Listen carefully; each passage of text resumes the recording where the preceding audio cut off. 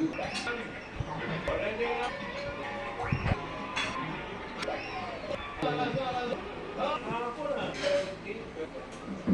me make it.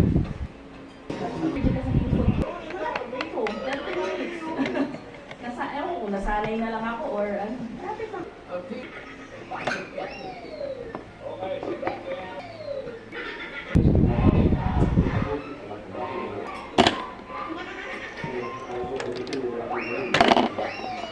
Gusto mo yung pinapadala ko, sabay ko na lang sa Martes. Madaan ka rin.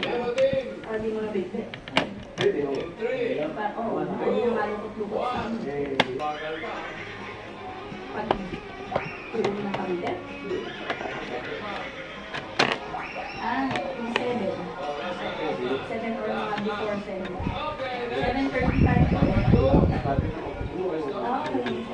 Oo, ayoko na mamadali. Kasi sige, hindi na natin ko lang. Hindi ko na sinusundo. Sabi mo. 7. Alis pa rin tayo.